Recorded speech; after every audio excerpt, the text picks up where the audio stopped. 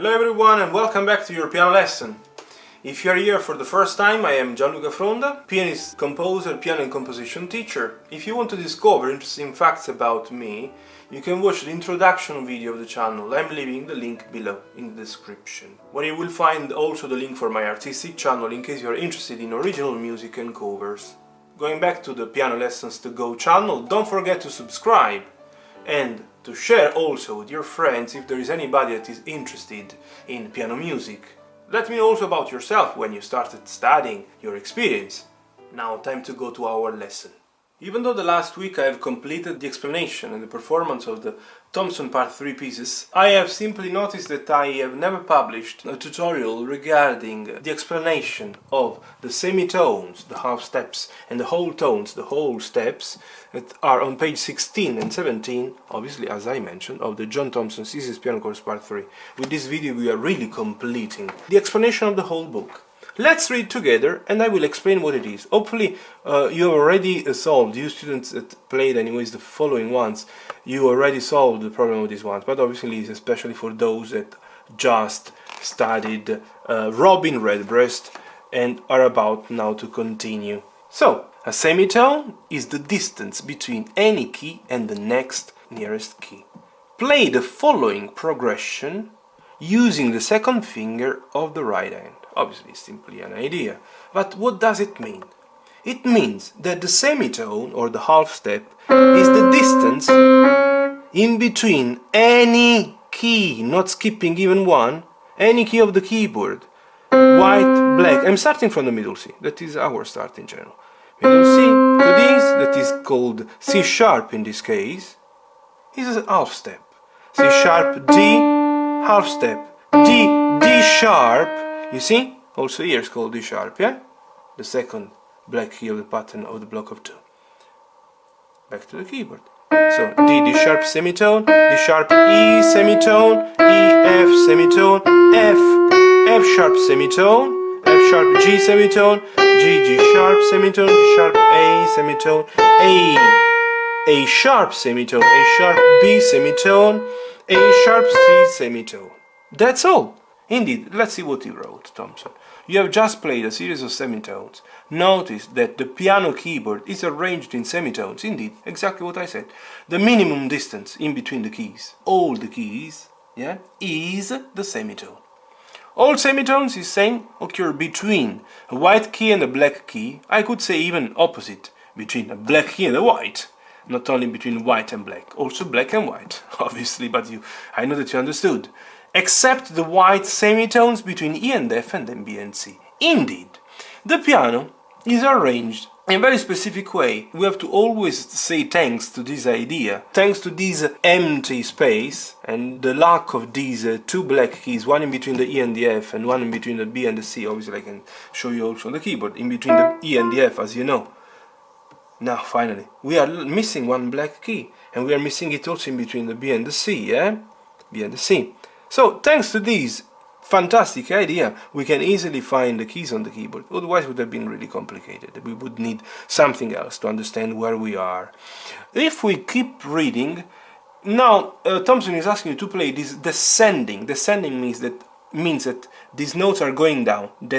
Ascending when you go up, descending when you go down. So play these descending semitones with the left hand second finger. Yeah, it's telling you second finger, but I'm using the second of the left and the second of the right to help you understanding. So we start from the C, going to the B, then now this one, in the ascending direction we call the A sharp. Now we are calling B flat. Look, B flat. Back to the keyboard. B flat, A semitone. Semitone, this one now is called A flat. A flat, G. G flat, now it's called G flat. G flat, F semitone. F, E semitone. E flat semitone. E flat, D semitone. D flat, D flat semitone. D flat, C semitone. And that's all. Indeed, he's saying now, you have already learned that A sharp before a note raises it a semitone, and we discovered it. From C to C sharp, C sharp. A flat before a note lowers it a semitone. B natural, B flat, one semitone lower. B natural, B flat, one semitone lower. We learned also in the natural sign in Thompson Part 2 that a natural sign before a note cancels the sharp or flat sign, the effect of the sharp or the flat. And that's all now regarding the first page, page 16. Let's talk about the next one. Whole tones, whole steps. A whole tone is twice the distance of a semitone. There is always one key, either black or white, lying in between. Let's try to understand which one is the meaning. If this one was the distance of one semitone, or this one, if I move from the C to the D, now you're understanding finally that this is what we call whole tone or whole step, is one full tone. And indeed, Thompson was saying that there is always either a black key or a white key lying in between them. Now in between the two white keys we have the black key. Also when you move from the D to the E, you are having this one in between them, and this is a whole tone, whole step. But now let's have fun and let's try to understand. When I move from the E to this one that we can call now F sharp, this is also a tone. And look, indeed I have now not a black key like in the previous two cases in between them, but in between E and F sharp I have a white key. This is a full tone, is a whole tone, full step, whole step. Half and half, one tone. Here we are, but is also valid if I do the opposite, if I move from the black, that I can call now E flat, to the F.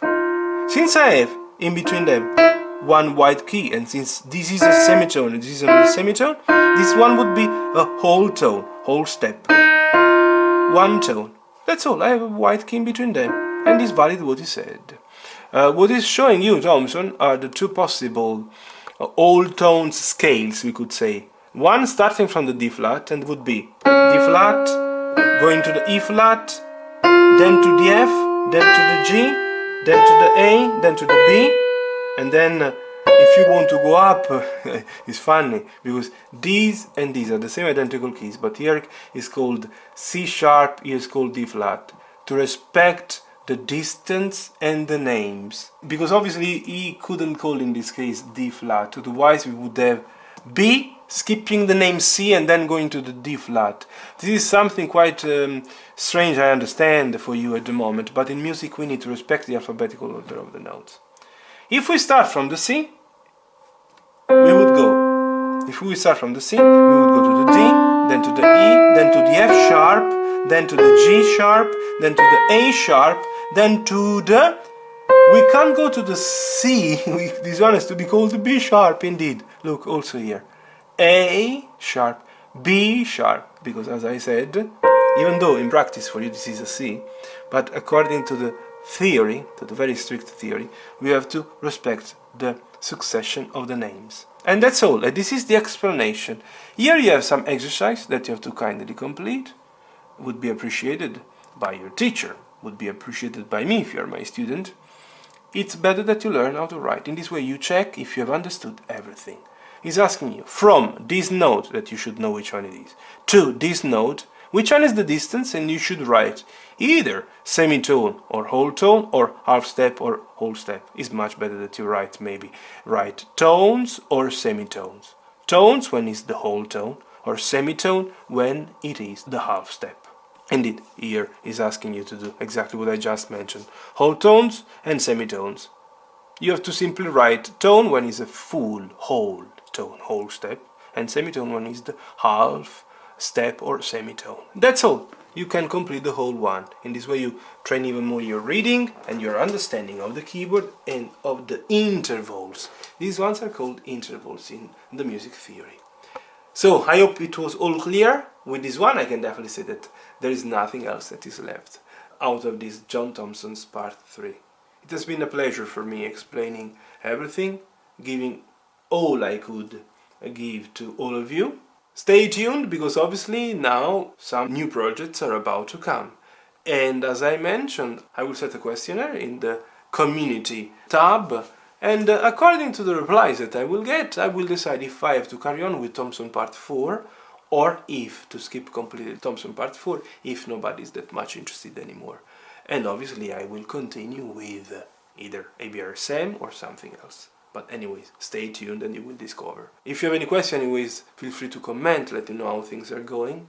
If it's the first time that you're landing on this channel thanks to this video, don't forget to subscribe, and see you in the next one. All the best.